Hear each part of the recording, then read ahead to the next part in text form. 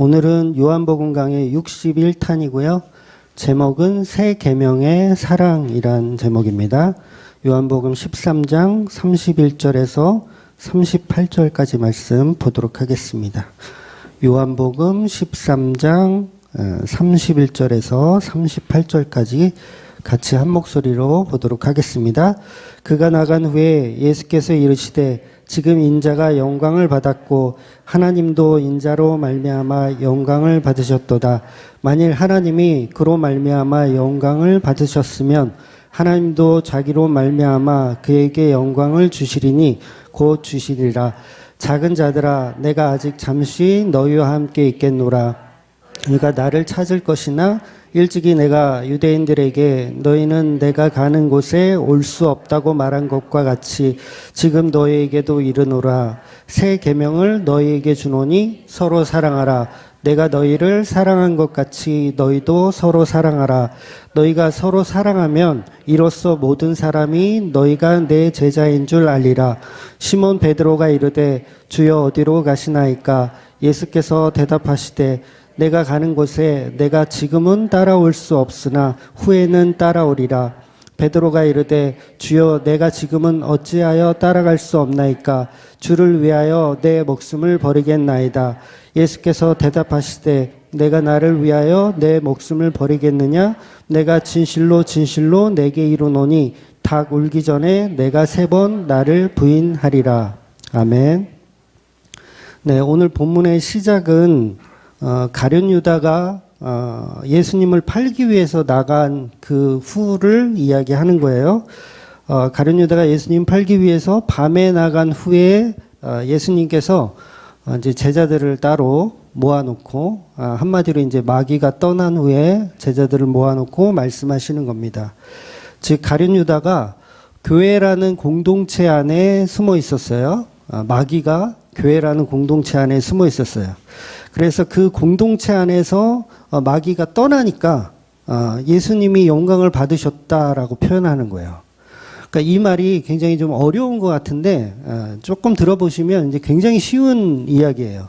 그러니까 이 말은 가룟 유다로부터 예수님께서 영광을 받으셨다 뭐 이런 얘기는 아니에요. 뭐 말하는 설명하는 과정에서 가룟 유다를 통해서 예수님이 영광을 받으셨네 이렇게 생각할 수도 있어요. 그 하나의 과정일 뿐이고 정확하게는 교회 안에 숨어있던 마귀가 교회를 이탈하니까 마귀가 교회를 떠나니까 교회가 거룩해지는 거죠. 이제 마귀가 떠났으면 교회가 거룩해지는 거예요. 그 거룩함으로 인해서 예수님께서 영광을 받으셨다 이렇게 표현을 하는 겁니다.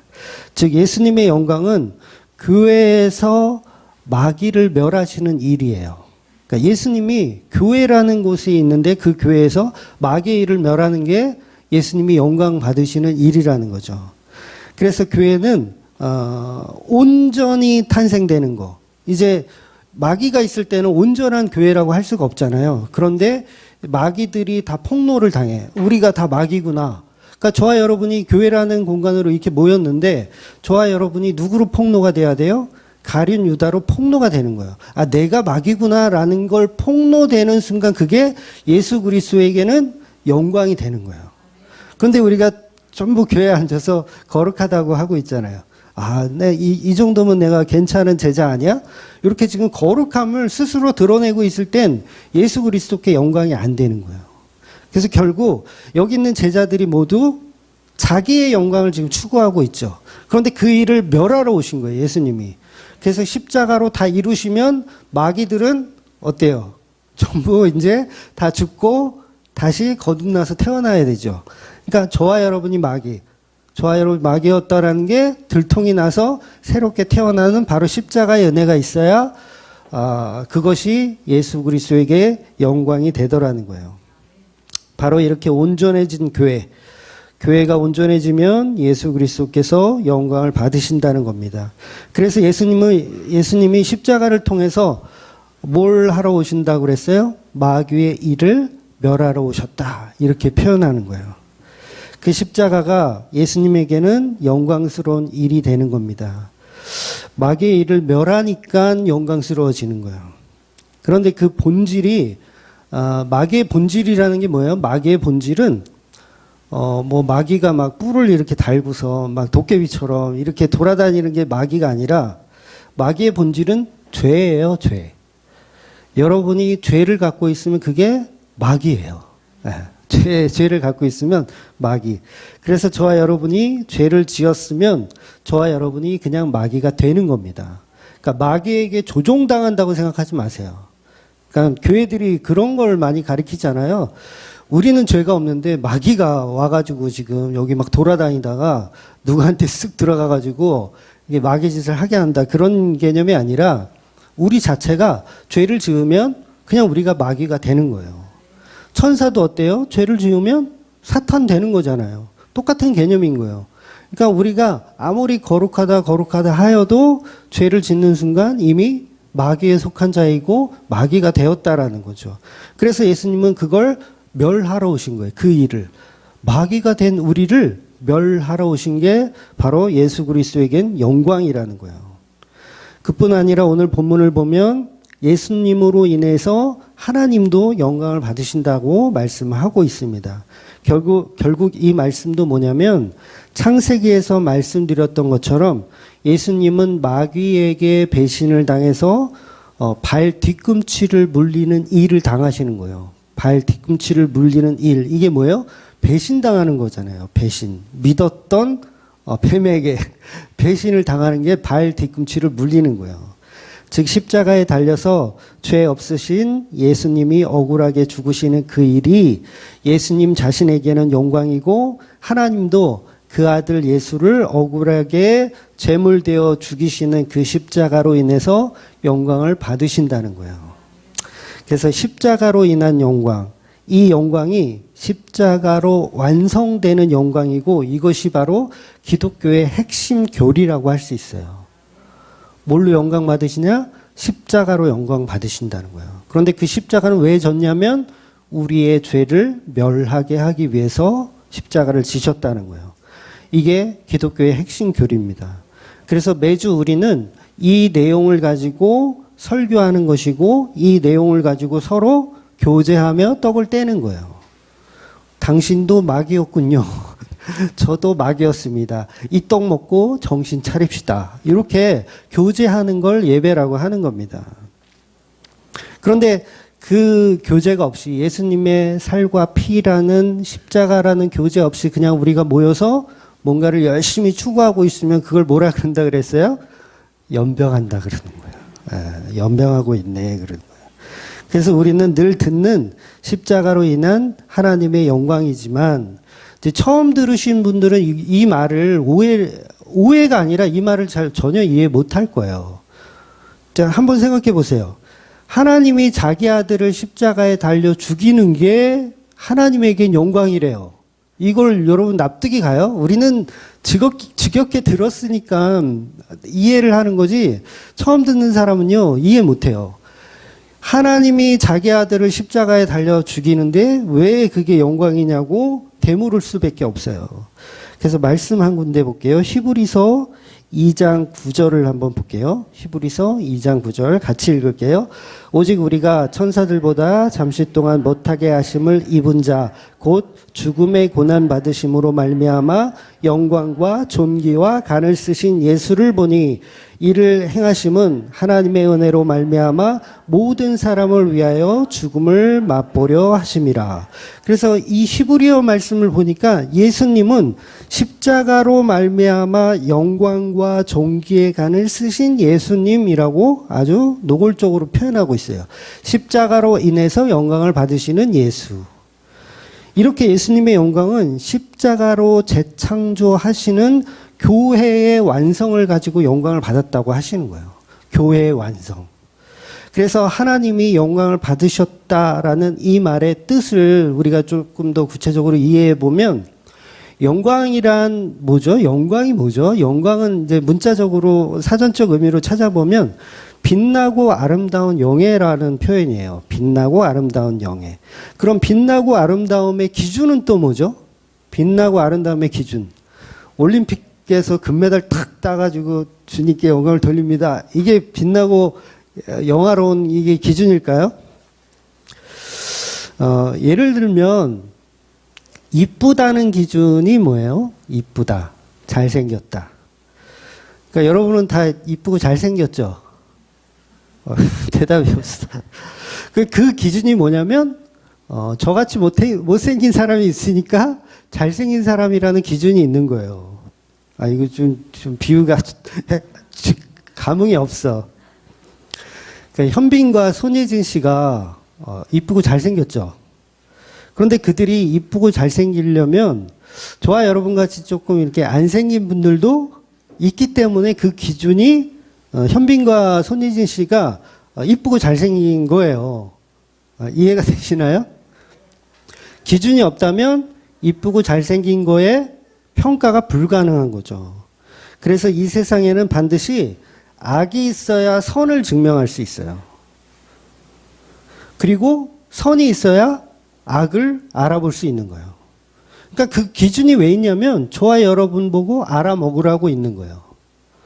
그래서 천국이 있다면 반드시 지옥이 있어야 천국을 설명할 수 있는 거예요. 지옥이 있다는 건 또 천국이 있다는 뜻이고요. 만약 그 기준이 없이 그냥 이도저도 아니면요, 우리는 그걸 이해하지 못하는 거예요. 그래서 하나님이 기뻐하시는 거룩한 교회가 빛나고 아름답게 보이기 위해서 반드시 누가 필요해요? 가룟 유다가 필요한 거예요. 마귀가 필요한 거예요. 죄가 필요한 거예요. 그래서 죄는 구원을 알게 하는 도구입니다. 구원의 은혜를 알게 하는 도구. 그래서 율법을 통해서 죄를 알게 하시는 거예요. 저와 여러분들에게. 그런데 어떤 분들은 그러잖아요. 어차피 하나님이 만드신 전부 피조물인데, 전부 피조물이잖아요. 그런데 누구는 사랑하고, 누구는 미워하고, 이게 이해가 안 간다고 말씀하시죠. 누구는 죄인 만들어서 지옥 보내고, 누구는 용서하고 천국 보내면, 이게 이런 차별이 어디 있느냐라고 할 거 아니에요. 그래서 내놓는 결론이 뭐냐면 천국과 지옥은 없다라는 결론을 내놓는 거예요. 누가? 이단들이. 천국과 지옥은 없다라고 결론을 내는 거예요. 그러면서 하나님이 결정하시는 선택과 유기, 교리로는 예정론이라고 하죠. 이 교리는 완전한 엉터리라고 말씀하시는 분들이 많이 계세요. 그런데 성경에서는 하나님이 직접 사람이 태어나기 전부터 야곱은 사랑하고 에서는 미워했다라고 말씀하시는 거예요. 이건 말 그대로 우리가 우리 생각과 하나님의 생각이 전혀 다르다는 거예요. 하나님은 무조건 일방적인 생각을 갖고 계시더라는 거예요. 요즘 아이들 말로 어쩔 TV. 네. 아세요? 어쩔 TV란 말? 어쩔 TV. 어쩔 냉장고. 웃을 때까지 할 거야. 어쩔 에어컨. 그러니까 하나님이 만들어 놓고 하나님이 미워하고 하나님이 사랑하는 건 하나님 마음이라는 거예요. 그런데 하나님이 왜 그렇게 하시냐면 에서와 야곱을 비교하여서 은혜를 설명하기 위해서인 거예요. 모든 인류 즉 죄인이라는 사실을 모르는 어떤 종교인이든 죄라는 사실을 모르면, 그리고 죄라는 사실을 모르는 상태에서 그냥 천국에 다 보내주잖아요. 그러면 은혜라는 걸 알까요? 은혜라는 걸 알 수 있는 길이 없어요. 교회 다니는 사람들 중에 자기가 죄인인 줄 모르고 교회 다니는 사람들 많아요. 자기가 죄인인 줄 모르고 그냥 하나님이 천국 보내준다라고 믿는 사람들 많아요. 그 사람들이 하나님의 은혜를 알까요? 그걸 교만하다고 하는 거예요. 전혀 알 수가 없는 거예요. 그래서 진심으로 하나님을 예배할 수도 찬양할 수도 없는 존재가 되는 거예요. 형식적인 바리새인이 되는 거죠. 바리새인들이 자기가 죄인인 줄 알까요? 몰라요. 교회 다니면서 내가 죄인인 줄 모르는 사람들이 바로 그 상태로 신앙하고 있는 거예요. 그런 분들은 절대 은혜를 모릅니다. 그래서 그런 분들을 다 모아놓고 여기를 천국이라고 이야기하면 그들은 그냥 교만할 뿐이에요. 하나님을 거룩하다 예배하지도 못하고 찬양하지도 못하더라는 거죠. 결국 그러면 어떻게 돼요? 대드는 거예요, 하나님께. 여러분 자식이 부모한테 왜 대들어요? 다 대들어 보셨죠? 나도 되도록 봤는데 왜 되도록냐면 은혜가 은혜인 줄 몰라서 그래요. 은혜라는 걸 알면 절대 대들지 못하죠. 근데 그걸 자꾸 우리가 까먹으니까 부모님께 대드는 거예요. 그래서 빛이 되게 하려면 반드시 어둠이 존재해야 된다는 거죠. 반드시 하나님의 영광에는 어둠인 마귀가 그래서 개입되어 있는 것이고, 예수님의 영광에도 반드시 가룟 유다라는 그 배신자가 들어있어야 이걸 설명할 수 있게 되는 거예요. 그래서 가룟 유다가 밤에 나가니까 예수님이 영광을 받았다라고 표현을 하시는 겁니다. 그래서 우리 인간은 누군가에게 영광을 돌리면 반드시 제3자가 있어야 돼요. 그러니까 내 자신이 하나님께 영광을 돌린다? 이거는 의미가 없고 소용이 없어요. 내 혼자 그냥 이렇게 돌린다는 건. 예를 들면 올림픽에 나가서 금메달을 따면 영광이잖아요. 영광인데 선수가 한 명밖에 없어. 출전한 선수가 한 명밖에 없고 관객도 한 명도 없어. 관람하는 사람이 한 명도 없어. 그렇다면 그건 금메달을 따도 아무런 영광이 될 수가 없죠. 내가 무인도에서 혼자 살면서 올림픽을 개최하고 혼자서 선수하고 심판하고 막 다 해. 그러면 금메달 아무리 따봐야 그걸 영광이라고 하지 못하더라는 거예요. 즉 하나님은 홀로 계신 분이잖아요. 그래서 스스로가 스스로에게 영광을 돌릴 수가 없는 존재예요. 원리적으로 보면. 그런데 하나님을 어떻게 표현하냐면 우리가 하나님을 어떻게 표현하면 삼위일체라고 표현해요. 그래서 하나님은 하나님에게 영광을 돌릴 수 있는 거예요. 혼자는 불가능한데 삼위격의 하나님이기 때문에 하나님은 하나님에게 영광을 돌릴 수가 있는 거예요. 그래서 그 삼위격에 누가 추가되는 거냐면 교회가 추가되는 거예요. 동등하다는 얘기 아니에요. 하나님의 영광을 위해서 그 영광을 더 부각시키기 위해서 피조물이 필요한 거예요. 그래서 이 지구를 창조하신 거고 저와 여러분을 피조물로 만드신 거예요. 그러니까 그 목적이 뭐예요? 인간이 태어난 목적은 하나님께 영광을 돌리기 위해서 태어난 거예요. 그래서 성경은 피조물을 통해서 영광을 받기 원하시는 그 하나님에 관하여 기록되고 있더라는 거죠. 그래서 결코 인간의 구원이 먼저가 아닙니다. 우리가 착각하는 게 이 세상을 창조하시고 우리를 피조물로 만든 게 우리에게 사랑을 주기 위해서, 우리에게 뭔가 좀 은혜를 주기 위해서, 이게 일본이라고 보통은 교회에서 가리키고 그걸 믿음이라고 생각하는데 그렇지 않습니다. 그거는 하나의 과정일 뿐이고 진짜 목적은 뭐냐면 하나님께 영광 되기 위해서 하나님은 이 세상을 창조하신 거예요. 그런데 우리는 그 1번을 놓쳐버리고 2번에 더 집중하죠. 우리의 구원, 우리의 영광, 우리의 은혜, 이것만 보게 된다는 거예요. 그러니까 그 사랑을 깨달은 주의 백성들은 어때요? 하나님께 영광을 돌리며 살 수밖에 없는 거죠. 그래서 먹든지 마시든지 무엇을 하든지 다 하나님의 영광을 위해서 하게 되는 것들이 바로 교회라는 거예요. 근데 교회가 그걸 놓쳐버리고 전부 자기들끼리 너 구원 받았네, 나 구원 받았네, 신나고 즐겁고 그냥 그게 끝이면 안 되더라고요. 그래서 천국 가면 우리 뭐 하는 줄 아세요? 거룩하다, 거룩하다, 거룩하다. 하나님을 찬양하는 거예요. 야, 너도 왔어? 너도 구원 받았네? 서로가 서로에게 영광을 돌리는 게 아니라 하나님을 향하여 거룩하다, 거룩하다 외치는 거예요. 그래서 천국을 표현할 때 천국은 전부 거룩하다, 거룩하다예요. 주님의 지존하신 그 하나님께 영광, 이것 말고는 없더라는 거죠. 그렇다고 모든 인간이 하나님께 영광을 돌릴 수 있는 가치가 있다는 게 아닙니다. 그걸 또 오해하시면 안 돼요. 우리 인간은 하나님께 영광을 돌릴 수 있는 가치가 없어요. 가치가 없기 때문에 그 가치를 누가 만들어 주시냐면 예수 그리스도께서 십자가로 만들어 주시는 거예요. 그래서 우리들의 머리가 누구예요? 예수님이죠. 머리 대신 예수님으로 인해서 하나님께 영광을 돌릴 수 있게 되는 거예요. 그래서 우리는 십자가를 통해서만 하나님께 영광 돌릴 수 있다라는 표현이 정확한 표현인 거예요. 그러니까 우리 피조물들은 반드시 예수님과 십자가 안에서 함께 있을 때만 하나님께 영광을 돌릴 수 있는 피조물입니다. 십자가를 벗어나서는요, 그 어떤 예배, 그 어떤 찬양도 하나님은 안 받으신다는 거예요. 세상 사람들은 자기 옳은 대로 살아가요.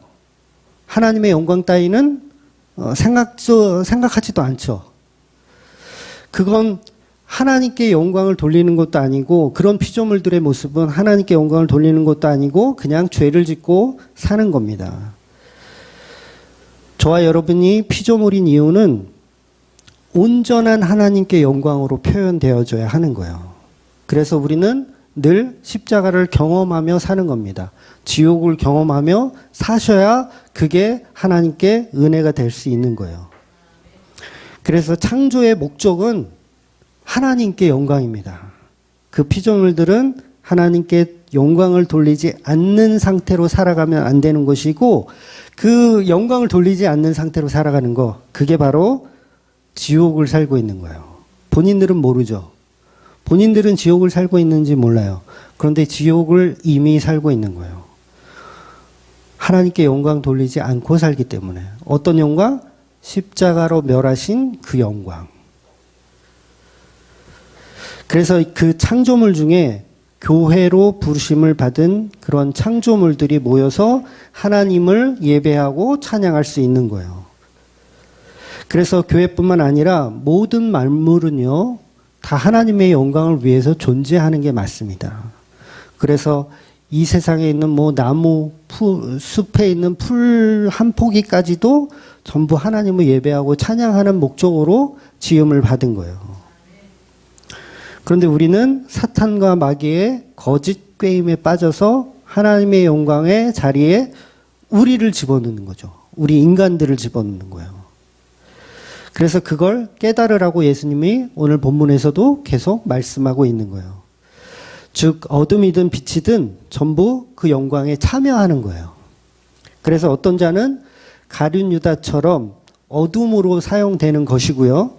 어떤 자는 교회로 사용되어지는 거예요. 그래서 마귀도 하나님께 영광을 돌리기 위하여 지옥에 가는 거예요. 이 개념을 이해하셔야 돼요. 좀 어려운 얘기이긴 한데, 마귀도 지옥 가는 게 하나님의 영광을 돌리기 위해서 지옥을 가는 거예요. 그래서 모든 만물은, 모든 피조물은 하나님께 영광을 돌릴 수밖에 없는 존재들입니다. 그래서 대적하지 못하는 거예요. 여러분, 마귀가 하나님을 대적합니까?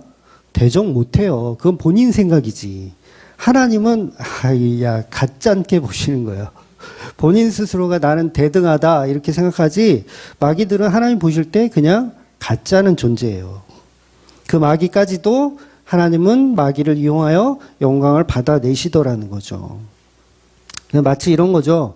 유능한 경찰이 범죄자를 많이 잡아야 이게 영광이 되는 거잖아요.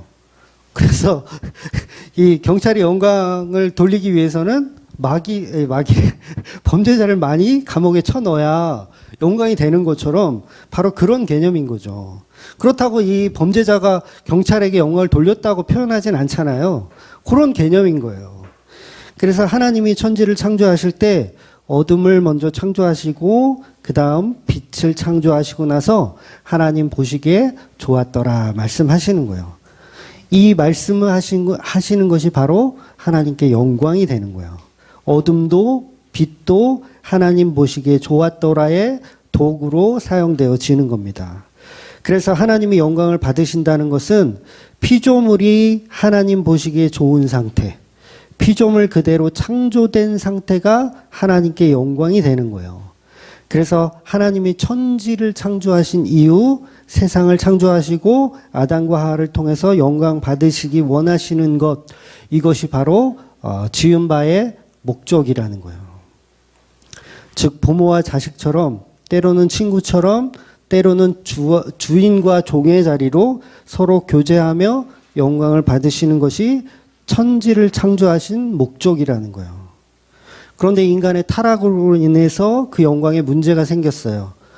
어쩌면 하나님이 더 큰 영광을 만드시기 위한 하나의 과정이라는 거죠. 그래서 예수 그리스도께서 그 영광을 회복하기 위하여 이 땅에 오셔서 십자가를 지시는 겁니다. 그러니까 예수님이 십자가 지신 목적 역시 인간의 구원이 첫째 목적이 아니고 그건 하나의 과정일 뿐이고 예수님까지도 하나님께 영광을 돌리기 위해서 그 목적으로 십자가를 지셨다는 거예요. 그래서 겟세마네 기도의 그 핵심이 뭐예요? 하나님의 뜻에 따라 이 잔을 받겠나이다가 겟세마네 기도의 특징이에요. 그러니까 제자들은 뭐하고 있었어요? 잠이나 자고 있었잖아요. 내가 저것들을 위해서 내가 구원을 이루냐? 이게 아니라 예수님은 저것들을 위해서 하는 게 아니라 하나님을 위하여 하신 거예요. 그러니까 우리가 착각하면 안 돼요. 이거 착각하면 교만해지는 거예요. 우리 따위를 위해서 십자가를 지신 게 아니라 오히려 하나님의 영광을 위해서 십자가를 지었다. 그 영광 가운데 우리가 참여할 수 있는 은혜를 주셨다로 봐야 된다는 거예요. 그런데 예수 그리스도를 우리의 구원의 도구로 자꾸 만들어 버리면 그 하나님의 영광을 가리게 되더라는 거죠. 그러니까 이게 비슷한 것 같아도요, 여러분 정확하게 보셔야 돼요. 나 따위를 위해서 십자가를 지신 예수가 아니라는 거예요. 그냥 그 은혜에 참여할 수 있는 것만으로 우리는 예배할 수 있고 그 은혜에 참여할 수 있는 것만으로도 복음 전할 수 있고 그래야 된다는 거죠. 그렇다고 예수님이 교회를 사랑하지 않는다는 말은 아니에요. 하나님, 예수님은 교회를 안 사랑하는데 하나님 때문에 어쩔 수 없이 하셨나? 또 그렇게 오해하시면 안 되는 거예요. 그래서 성경에 보면 첫째 되는 계명을 뭐라 그래요? 하나님 사랑이라고 하고 두 번째 되는 계명을 이웃 사랑이라고 하는 거예요. 그런데 이 순서를 바꿔버리면 그걸 이단이라고 하는 거예요. 하나님의 영광을 다 무시하고 인간의 구원만을 우선으로 여기며 신앙생활하면 그걸 이단이라고 하는 거예요. 모든 것은 하나님께 영광이군요. 모든 것은 예수 그리스도의 영광이군요를 먼저 봐야 하는 게 우리 교회들의 시선이어야 한다는 거죠. 그런데 전부 예수님을 우리의 구원의 도구로 만들어 가는 거예요. 그러면 첫째 되는 계명을 무시하고 있는 거죠. 그래서 하나님께 영광은 결국 예수님의 십자가로 회복된 교회만이 그것을 정확하게 알고 하나님께 영광을 돌릴 수 있더라는 거예요. 이것이 바로 십자가로 이루신 재창조의 뜻인 것이고 그 창조된 진짜 피조물들인 저와 여러분은 서로 사랑하며 예수님이 회복해 하신 그 예수님의 십자가 앞에 하나님의 영광을 찬양하는 자들이 되는 것입니다. 그들이 바로 교회라고 표현하는 거예요. 그래서 십자가 앞에서 예수님의 피 앞에서 혼인잔치를 벌이는 거예요. 혼인잔치. 예수 그리스도 피 앞에서 혼인잔치. 그래서 교회는 찬양하고 기도하고 말씀 보는 것을 기쁨으로 여기고 즐거이 여길 수밖에 없는 거예요. 그건 당연한 겁니다. 그래서 저와 여러분이 매주 모여서 예수님이 이루신 그 영광의 십자가를 감사하며 때로는 눈물도 흘리고 때로는 기뻐하기도 하고 이 모든 감정과 은혜를 가지고 하나님을 예배하고 찬양할 수 있는 거예요. 그것이 바로 하나님께 영광을 돌리는 일인 거예요. 그러니까 한 주간 우리 못 뵀잖아요. 뜻밖의 저희 가족이 오미크론에 걸리는 바람에 한 주 못 봤더니요 막 우울증 오더라고요. 저는 그랬는데 여러분은 어땠는지 모르겠어요. 저는 진짜 우울증이 오더라고요. 마음 같아서는 오미크론이고 뭐고 그냥 다 모이자 우리 그러고 싶은데 우리 가족이 걸리니까 그렇게까지 또 못하겠더라고요. 다 격리되면 어때요? 우리 다 같이 여기서 격리됩시다. 걸리면 어때? 그러니까 예배가 얼마나 기쁨이고 은혜인지를 한 번 더 생각하는 그런 한 주간이었던 것 같아요. 그래서 이 또한 예수님의 은혜군요를 볼 수 있는 시간이더라는 거죠. 어떤 은혜가 우리 안에 있어야 됩니까? 피조물된 그 은혜. 하나님의 영광에 참여할 수 있는 그 은혜, 그 십자가로 인한 그 거룩함에 참여할 수 있는 그 은혜, 이것이 교회들이 해야 할 일이라는 거죠. 피조물들이 해야 할 마땅한 은혜는 하나님께 영광을 돌리는 일입니다. 그래서 예수님은 오늘 본문에서도 하나님의 사랑으로 가득한 그 교회의 사랑을, 그 사랑을 반드시 내가 이루어내겠다라는 표현을 말씀하고 계신 거예요. 너희는 지금 나를 따라올 수 없다. 따라올 수 없다. 왜? 사랑이 없거든요, 우리는. 예수님 사랑하는 방식을 몰라요. 반드시 나를 따라오게끔 내가 만들어낼 것이다 라는 걸 선포하는 게 오늘 본문이라는 거예요. 바로 그 중심에 십자가 사랑이 전제되어 있는 거예요. 반드시 사랑하는 자들로 내가 만들어 가겠다. 그러니 서로 사랑하라고 말씀하시는 거예요. 절대 이 사랑을요, 여러분 율법적인 어떤 가르침의 사랑으로 이해하시면 안 돼요. 너희들 서로 사랑해라. 이 말은요, 스님들도 하잖아요. 그쵸? 스님들도 서로 사랑하세요. 서로 밥도 사주시고, 서로 어려우면 좀 도와주시고, 이렇게 하세요는 종교에서 다 하는 거예요. 그런데 예수님은 그런 사랑 얘기하는 게 아닙니다. 이걸 잘 구분하셔야 돼요. 서로 사랑하라. 거기에는 반드시 뭐가 들어가냐면 내가 너희를 사랑한 것처럼. 내가 너희를 어떻게 사랑했냐면 십자가로 사랑하는 거예요. 그렇다고 여러분 보고 헌신적인 사랑을 하라는 얘기도 아니에요. 이 말은 쉽게 얘기해서 뭐냐면 내가 이루어 놓을 사랑을 너희가 하라. 그 얘기를 하고 계신 거예요. 여러분 요새 막 전쟁으로 이슈가 많이 되고 있어요. 러시아하고 우크라이나가 이렇게 싸우고 전쟁을 하고 있죠. 저는 국제 정서에 관해서는 잘 몰라요. 너무 이제 많은 분야를 알 수는 없더라고요. 왜 싸우는지 잘 모르겠어요. 그런데 중요한 건 뭐냐면 결국 그들은 뭐가 없다? 사랑이 없는 거예요. 서로 사랑이 없으니까 싸우는 겁니다. 사랑은 반드시요, 이타적이에요. 사랑은 이타적입니다. 그런데 사랑의 반대가 뭐예요? 이기적인 거죠. 이기적인 것. 그러니까 세속적 철학에서도 사랑의 반대는 관심 없어예요. 관심 없어. 무관심. 이걸 사랑의 반대라고 하잖아요. 예수께서 이제 곧 있으면 십자가에 달려서 죽으실 거예요. 그런데 제자들에게 너희는 사랑 없다라는 폭로를 하기 위해서는 뭘 집어넣어야 되냐면 관심 없어를 집어넣어야 돼요. 너희들은 관심 없다. 누구에게? 예수님에게 관심 없다를 폭로시키는 거예요. 그 제자들이 다 어떤 모습으로 갑니까? 관심 없어로 가는 거예요. 베드로에게 너 예수님 제자 아니야? 여종이 물어보니까 베드로가 뭐예요? 뭐야, 관심 없어. 그쵸? 관심 없어로 폭로시키는 거예요. 그래서 예수님께서 나는 사랑을 완성하러 왔다라고 표현하는 거예요. 그 얘기는 뭐냐면 우리에게는 사랑이 있다 없다? 없다예요. 그러니까 그 없는 사랑 가지고 여러분 보고 서로 사랑하세요 이 얘기를 하는 게 아니라고요. 그건 불교에서는 하는 거예요. 서로 사랑해요. 아무리 사랑해봐야 사랑이 나오던가요?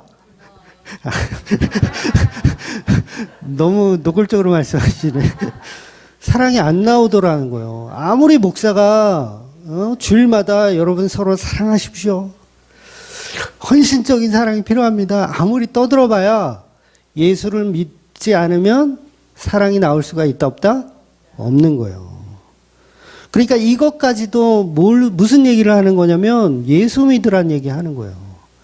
십자가에서 그 사랑을 이루신 그 예수를 믿어야 된다. 그 얘기를 하는 거예요.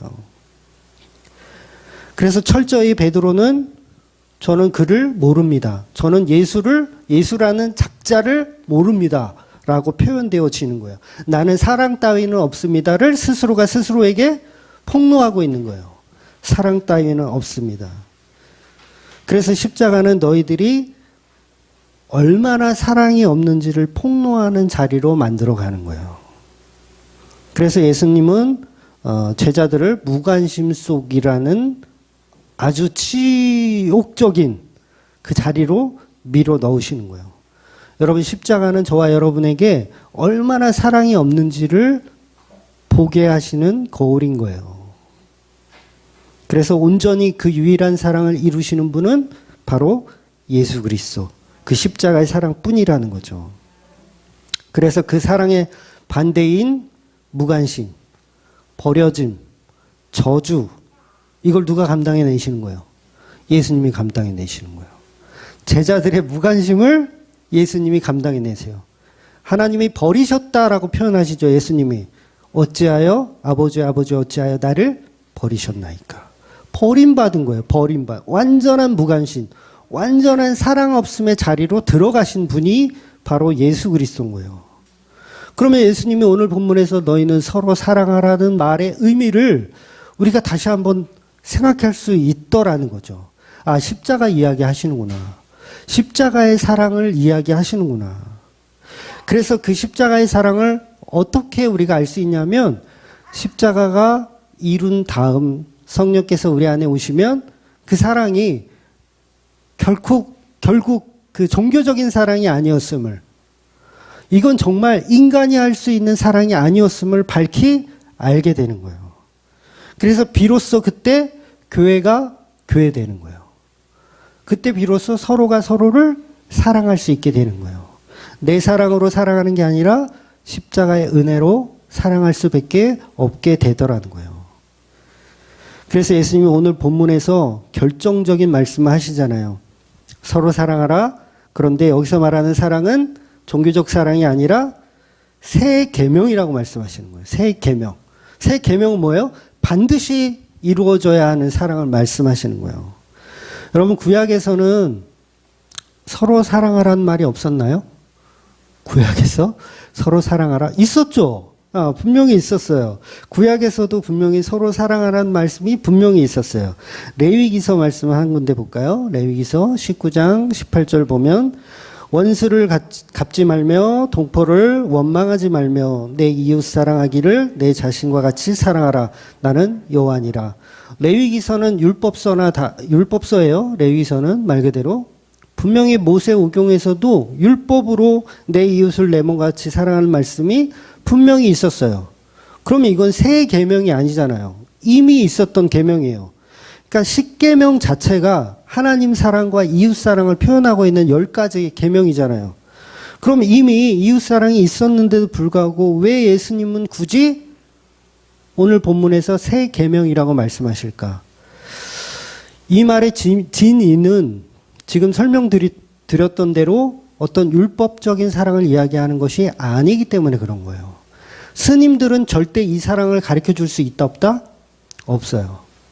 사꾼 목사들은 절대 이 사랑을 가르쳐 줄 수 있다 없다? 없어요. 오직 교회만 이 사랑을 나누고 가르쳐 줄 수 있는 거예요.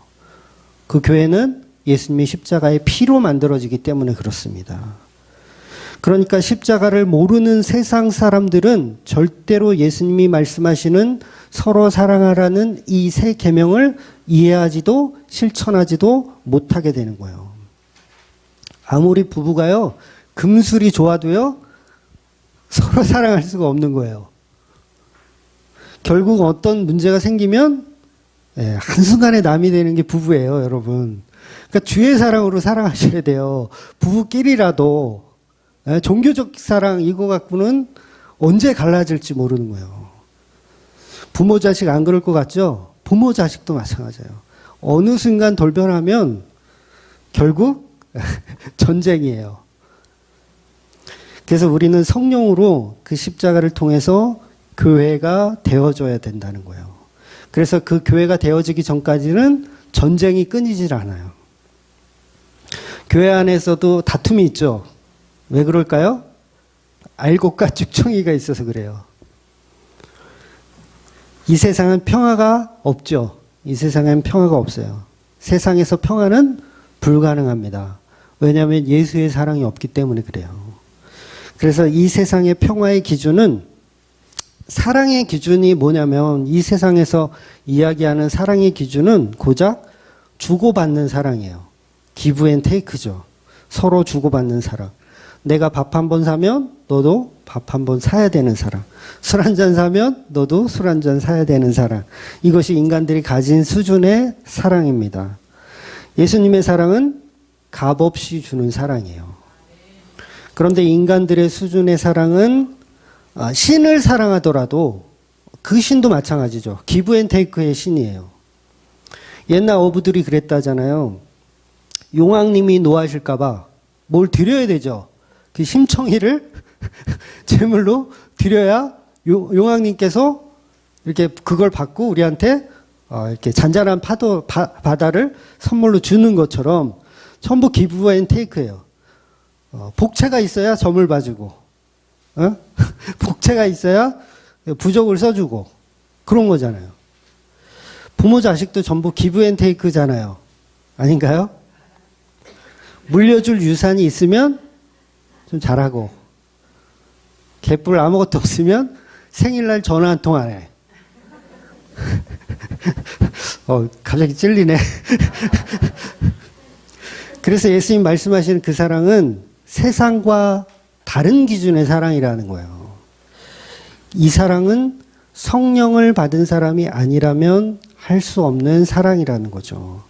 그래서 본문에서 이 사랑은 예수님이 십자가로 완성하시는 사랑을 말씀하시는 거예요. 너희들이 만들어내는 사랑 그거 아니다라고 얘기하는 거예요. 그 사랑은 내가 만들 거다. 그래서 새 계명이 되는 거예요. 율법적인 그 사랑의 개념이 아니고 그건 다 버려라. 하나님이 아무리 십계명에서 너희 보고 서로 사랑해라 해도 니들이 할 수 있든 못하잖아. 그 새 계명은 내가 이룰 거야. 그리고 내가 이룬 걸 선물로 너희들에게 줄 거야. 그 얘기를 하는 거예요. 그래서 옛사랑은 이미 실패했음으로 끝나는 거예요. 즉 구약의 율법은 인간 스스로 사랑해 보려고 노력은 해봤지만 불가능했고 이제 완전한 사랑으로 예수께서 십자가에 이루시는 그 완전한 사랑으로 피조물을 만들어 가신다는 이야기를 하고 계시는 겁니다. 그때 비로소 너희는 서로 사랑할 수 있다고 말씀하시는 거예요. 그래서 이 세 계명이 구체적으로 어떤 거냐면 너희들이 서로 사랑하라는 이 구체적인 거에는 반드시 십자가라는 예수님의 보혈의 피가 전제되어 있어야 한다는 거예요. 십자가로 내가 너희들을 사랑한 것처럼 너희도 서로 사랑하라. 이것이 예수님이 교회에게 당부하시는 말씀인 거예요. 여러분, 예수님의 십자가 사랑으로 서로 진짜 사랑하십니까? 또 이게 또 고민되지 또. 야, 지금 서론으로, 아직까지 서론이에요? 서론으로 들었는데 어떻게 하라는 거지 그럼? 나는 성령 받았으니까 나는 사랑할 수 있다는 얘기인가? 진짜 사랑하세요. 예수님의 말씀대로 십자가의 은혜로 서로 사랑하세요.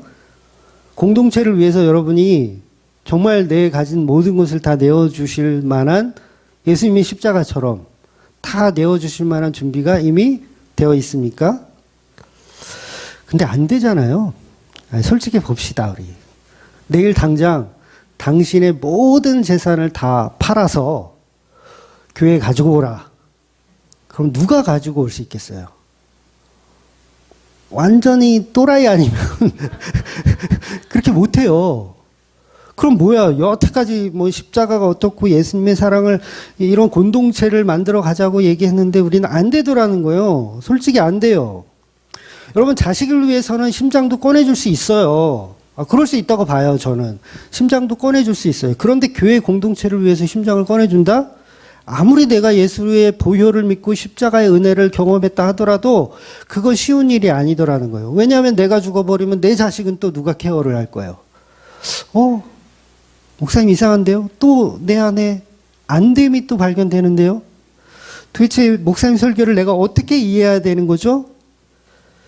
그래서 우리는요, 늘 사랑 없음을 회개하는 자리가 십자가의 자리인 거예요. 그걸 이해하셔야 돼요. 죽을 때까지 그 십자가의 사랑을 배우면서 가는 거예요. 다 배웠다라고 하는 그 사람은 뭐예요? 영지주의 이단입니다. 비슷한 것 같지만 그건 또 너무 간 거예요. 저와 여러분은 끝없는 사랑을 배워가는 거예요. 그래서 예배가 필요한 거고 말씀이 필요한 거고 은혜가 필요한 거예요.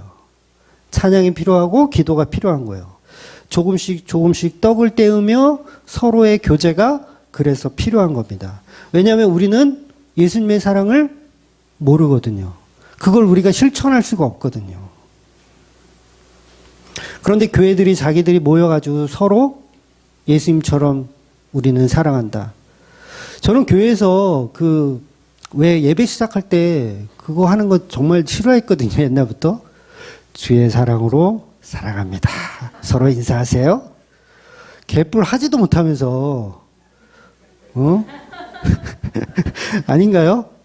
무슨 바리새인 만들기 프로젝트 하는 거 아닌가요, 그게? 마치 우리는 바리새인처럼 사랑을 잘 하는 것처럼. 자, 서로 인사합니다. 주의 사랑으로 사랑합니다. 오히려 교만한 사람 만들기 프로젝트를 하는 거죠. 우리는 그게 안 되니까 예수를 믿는 거예요. 여전히 안 되니까 예수님의 보혈의 은혜를 믿는 거예요. 그래서 교회는 무조건 좁은 길로 계속 가는 거예요. 좁은 길. 그래서 오늘 35절을 보면 너희가 서로 사랑하면 이로써 모든 사람이 너희가 내 제자인 줄 알리라 표현하죠. 이 표현은 뭐예요? 빛이 어둠에서 밝히 드러나게 된다는 거예요. 그래서 그렇게 사랑하는, 우리가 죄인임을 알고 사랑할 때 비로소 그것이 전파가 되는 거예요. 그런데 가짜 사랑하는 자들은 저만 잘났다고 생각하죠. 우리 사랑 많다고 생각하죠. 그들에겐 교회 자체가 필요 없다고 생각하게 돼요. 왜냐하면 내가 충분히 사랑하기 때문에 예수님의 사랑을 내가 충분히 안다. 그러면 교회를 필요 없다라고 생각하게 됩니다. 결국은 다 부정하게 돼요. 왜냐하면 내가 세상 말로 그걸 해탈했다고 하거든요. 세상 말로 내가 예수의 사랑을 해탈했다. 이제는 뭐예요? 교회도 필요 없고 공동체가 필요 없어지는 거예요. 내가 가진 사랑으로 충분하다라고 생각하는 거. 아니에요. 우리는 그 사랑에 도달할 수 없음을 날마다 자각하는 겁니다. 그래서 교회가 필요한 거고 떡을 떼며 우리가 서로 죄인임을 이야기하는 공동체가 그래서 필요한 거예요. 그래서 성도들은 자연스럽게 모였다가 흩어졌다를 반복하는 겁니다. 계속 모여가지고 막 이렇게 지구 꼭대기까지 올라가다는 말도 아니에요. 모이면 또 흩어지고 모이면 또 흩어지는 게 당연한 거라는 거예요. 그래서 그 얘기가 사도행전에 보면 충분히 우리에게 감동을 주잖아요. 모였다 흩어졌다. 모였다 흩어졌다. 그래서 서로 자기의 것을 팔아서 나눠주기도 하고 또 자기의 것을 욕심내기도 하고 그런 이야기들이 계속 반복되어져 나타나는 거죠. 그래서 교회는 오직 인간의 사랑들을 나누는 곳이 아니라 예수님의 사랑을 나누는 곳이라는 거예요. 이것이 예수님이 몸소 행하신 세족식이고 오늘 본문은 그 세족식에 관한 해석을 사랑이란 단어로 말씀해 주고 있는 거예요. 그래서 누가복음에 보면 율법 교사가 예수님께 찾아와서 어떻게 해야 영생을 얻으리까 질문하잖아요. 이 질문은 뭐냐면 어떻게 해야 내가 사랑 많은 교회가 됩니까? 라고 질문하는 거예요. 그래서 예수님이 구약에서는 뭐라고 써 있는데? 라고 하니까 이 율법교사가 하나님 사랑하고 이웃을 사랑하면 된다라고 써져 있습니다. 하는 거예요. 그래서 예수님이 그럼 너도 그렇게 해. 하나님 사랑하고 이웃 사랑해. 했어요. 그래서 율법교사가 또 질문하죠. 그럼 누가 내 이웃입니까? 사랑하는 대상을 찾고 싶은 거예요. 누가 내 이웃입니까? 그래서 예수님이 강도 만난 자의 비유를 설명하시죠. 그래서 강도 만난 자와 선한 사마리아인이 서로 이웃이다라는 걸 예수님 말씀하시는 거예요. 이 말은 뭐예요? 예수님은 율법교사에게 강도 만난 자를 사랑해라 그 얘기를 하시는 거예요. 이해가 되셨죠? 강도 만난 자를 사랑해라. 즉 제자들이 서로 사랑할 수 있는 방법이 뭐냐면 십자가에 죽은 그 강도 만난 자. 십자가에 죽은 바로 강도 만나 죽은 예수 그리스도를 사랑하는 것이 서로 사랑하는 방법이라는 거예요. 그러니까 저와 여러분이 이웃을 사랑한다는 건 종교적으로 사랑하는 것이 아니라 종교적인 가르침에서 이야기하는 것으로 사랑하는 게 아니라 강도 만난 그 예수를 사랑하는 것이 바로 이웃을 사랑하는 방식이라는 거예요. 그런데 이들 제자들은 지금 서로 사랑을 못하죠. 서로 사랑할 수가 없어요. 왜냐하면 강도 만난 자를 아직은 사랑하지 않아요. 그리고 얼마나 사랑하지 않는지를 스스로가 이제 폭로당할 거예요. 예수님의 십자가 앞에서 다 저주하며 도망가게 될 거거든요. 그러면 우리 사랑 없으면 이제 들통나게 되는 거예요. 그러면 율법적인 사랑으로 우리는 불가능하다라는 걸 아는 거예요. 종교적 사랑으로도 안 되는구나. 그러면 답은 하나밖에 없어요. 십자가에 달린 그 예수를 사랑하는 것이 곧 이웃을 사랑하는 방식이라는 거예요. 그래서 예수님이 서로 사랑하라 이야기하면서 서로 발을 닦아줘라. 이 얘기는 새 계명인 거예요. 이제 이전에도 없었고 앞으로도 없을 새로운 계명. 그 계명은 십자가로 내가 만들어 갈 거고 그 십자가를 믿는 자들이 사랑을 배워가는 거라고 표현하는 거예요.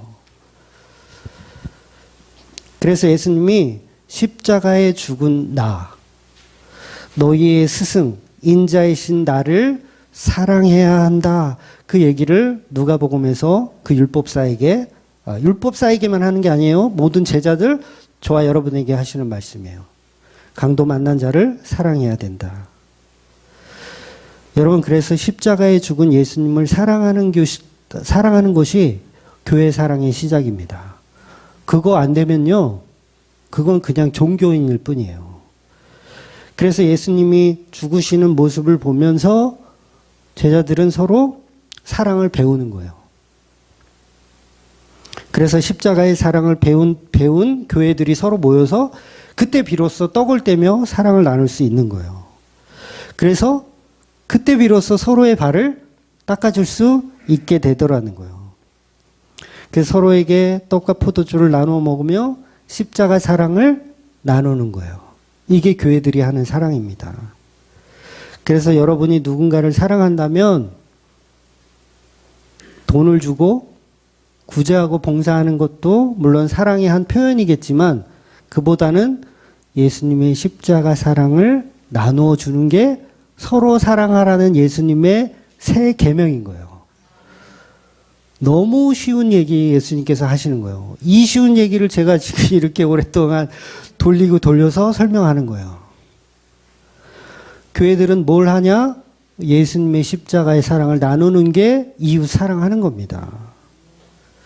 그래서 본문 35절과 38절에는 베드로가 그러잖아요. 나는 예수님을 사랑하기 때문에 절대로 배신하지 않을 거라고 호언장담을 하죠. 나 예수님의 사랑을 이미 알아요. 나 예수님 끝까지 따를 거예요. 이게 어떤 사랑이라고요? 가짜 사랑인 거예요. 자기가 만들어 놓은 십자가와 무관한 자기 사랑이에요. 종교적인 사랑이에요. 그런데 이 사랑으로는 예수님이 말씀하시는 지금 새 계명의 그 사랑을 할 수가 없다는 얘기를 말씀하시는 거예요. 그래서 예수님 단호하게 네가 오늘 밤 나를 3번이나 부인할 것이다. 네 사랑이 가짜였음을 들통나게 될 것이다 라고 말씀하시는 거예요. 그래서 너의 사랑은 가짜다. 너의 율법적인 사랑, 종교적인 사랑은 다 가짜다. 그 사랑은 오직 십자가를 통해서만 배워야 된다라고 설명하는 거예요. 그때 비로소 너희는 서로 사랑할 수 있게 되더라는 거예요. 그래서 교회는 사랑의 통로죠. 어떻게 보면 예수님이 이루신 사랑의 통로를 우리가 서로 나눌 수 있는 존재가 되는 거예요. 그래서 예수님 때문에 우리가 모여서 서로 사랑할 수 있는 거예요. 그래서 사랑의 본질은 구제봉사가 아니에요. 그건 하나의 표현일 뿐이고 십자가에 죽은 예수를 나누는 것이 진짜 사랑이에요. 여러분이 누군가를 정말 사랑해요. 아내를 사랑하고 남편을 사랑해요. 그러면 사실 뭘 해야 되냐면 예수님의 은혜를 나누어 줘야 되는 거예요. 그게 진짜 사랑인 거예요. 꼴도 보기 싫으면 그냥 내비두고.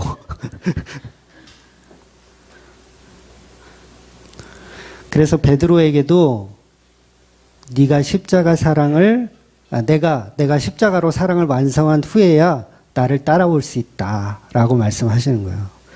결국 교회들도 예수님의 십자가로 만들어지는 그 은혜만을 가지고 존재하는 사람들이라는 거죠. 그러니 저와 여러분이 서로 사랑한다면 우리는 서로 예수님의 십자가 은혜를 나누는 거예요. 그래서 나보다 먼저 가셔서 강도를 만나신 그 예수. 예수께서 강도를 먼저 만나지 않았으면 사마리아인 내가 만나야 되는데 예수님 먼저 강도를 만나주신 그 은혜를 이야기하는 거예요. 지나가는 사람마다 그 강도 만난 그 길에 지나가는 사람마다 뭐예요? 예수가 강도를 만났다. 이 얘기 해주는 거예요. 예수가 강도를 만났다. 당신이 가는 이 길에 당신이 마저 죽어야 하는 이 길에 예수가 먼저 가서 강도를 만났다.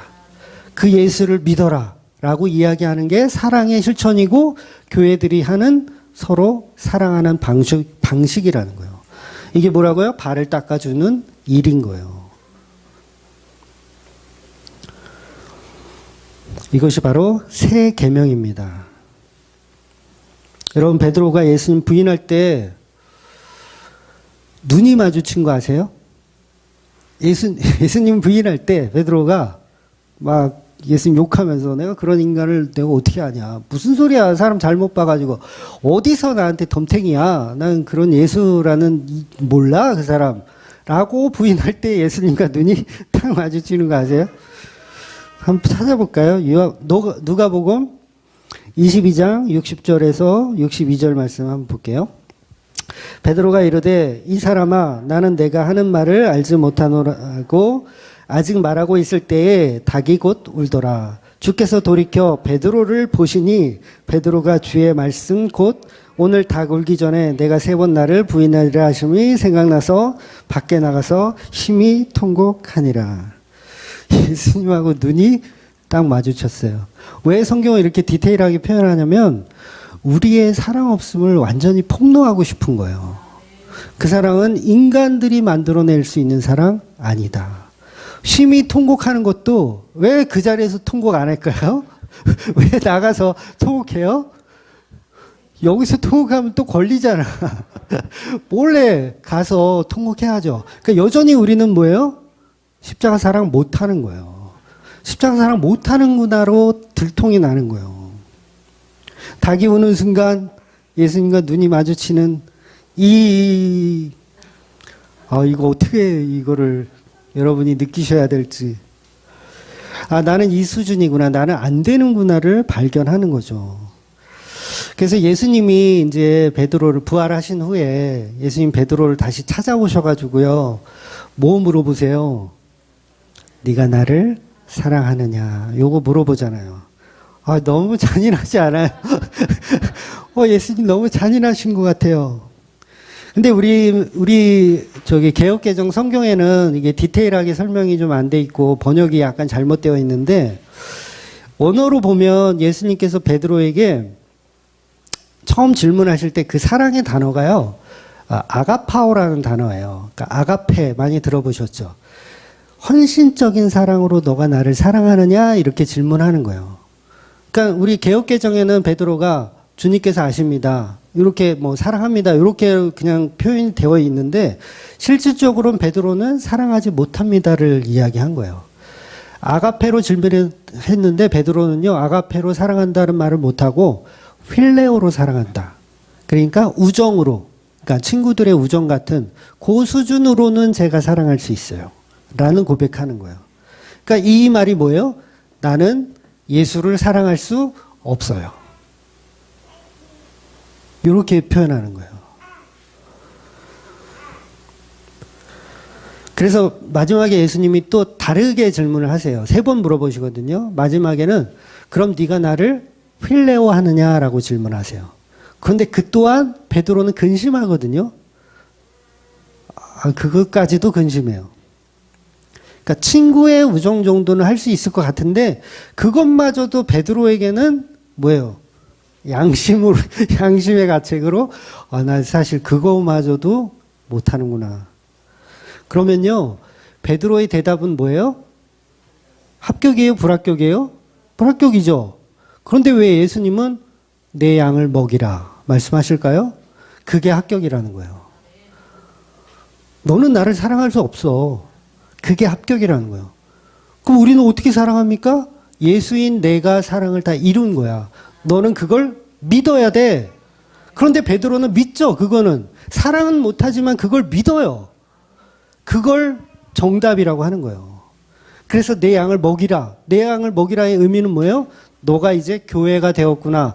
서로 사랑할 수 있는 존재가 되었구나. 내 양을 먹이라. 예수 그리스도의 보혈의 피를 다른 사람에게 나누어 줄 수 있는 교회가 되었구나 라고 표현하는 거예요. 그러니까 오직 예수의 사랑으로만 뭉쳐져 있는 공동체예요. 여러분의 사랑 아닙니다. 여러분, 나는 사랑이 너무 없는 것 같아. 나는 좀 인성이 좀 아닌 것 같아. 나는 우리 교회 저 인간만 보면 꼴도 보기 싫을 것 같아. 난 틀렸어. 난 지옥 가야 되나 봐. 이게 아니고 그게 당연한 거라는 거예요. 나 사랑 없음이 당연한 거구나. 그러나 예수님께서 이루신 공동체이기 때문에 내가 그 은혜를 받은 자이기 때문에 은혜를 또 나누어 주는구나. 이렇게 가야 되는 게 교회라는 거예요. 결국 아멘. 네, 결국 무슨 말이냐면 베드로 속에 사랑 없음. 그러나 사랑이 들어오는 거죠. 예수의 사랑이 베드로 안에 들어오는 거예요. 그래서 사랑이 이제 여기 있어지는 거죠. 없었는데 사랑이 여기 있다라는 거예요. 그래서 사랑은 어디 있어요? 사랑은 예수 안에 있는 거예요. 사랑은 여기 있으니. 어디서 많이 들어본 말씀이죠? 요한일서 4장 10절 11절 볼게요. 10절 사랑은 여기 있으니 우리가 하나님을 사랑한 것이 아니요 하나님이 우리를 사랑하사 우리의 죄를 속하기 위하여 화목제물로 그 아들을 보내셨음이라. 사랑하는 자들아 하나님이 이같이 우리를 사랑하셨은즉 우리도 서로 사랑하는 것이 마땅하니라. 아멘. 번역상에 문제가 좀 있었지만 베드로가 경험한 그 사랑이 교회들이 실천해야 할 사랑의 방향성이 정확한 거예요. 우리는 사랑 없습니다. 우리는 아가페 못하고요. 필레오도 못하는 존재입니다. 그렇지만 내가 십자가를 믿기 때문에 그 사랑이 내 안에 나를 지배해 가시는군요. 그래서 우리가 사는 동안 혹시 사랑이 조금 나올 수 있잖아요. 그러면 그 영광을 누구한테 돌린다? 예수님께 돌릴 수밖에 없는 거예요. 근데 전부 자기들이 영광 취하죠. 나 예수 믿어가지고 이 정도 사랑하잖아. 나는 무슨 집사 짜증나는데 난 짜증 한 번 안 내고 나는 잘 견디잖아. 난 충분히 사랑할 자격이 배웠어. 그게 아니라 여전히 나는 안 되는군요. 예수님이 하시고 계시는군요. 그래서 내 양을 먹일 수 있군요. 그래서 내 양을 키울 수 있군요. 이렇게 고백해지는 것이 바로 교회의 모습이라는 거예요. 그래서 요한복음 21장 18절에 보면 베드로에게 예수님이 네가 젊어서는 스스로 띠를 띠고 원하는 곳을 다녔지만 이제는 내가 네 팔을 벌리리니 네가 원하는 곳을 네 마음대로 다니는 게 아니라 이제 내가 내 마음대로 너를 이끌어 갈 거야 하는 거예요. 그러니까 베드로는 여전히 사랑이 없지만 그 사랑하는 자 예수께서 너를 이제 이끌어 간다는 거예요. 그러니까 여러분 저 사랑 없어요. 저한테 큰 사랑을 기대하지 마세요. 사랑 없어요. 그런데 내 안에 예수께서 나를 이끌어 간다는 거예요. 그러니까 우리 목사님은 참 사랑이 많아라는 말을 혹시 듣더라도 그건 내 사랑이 아닙니다 라고 부인하며 자기를 부인하며 오직 예수님의 십자가만 자랑하며 돌아다니는 그런 저와 여러분이 되시기를 주의 이름으로 축원드리겠습니다. 아멘. 기도하겠습니다.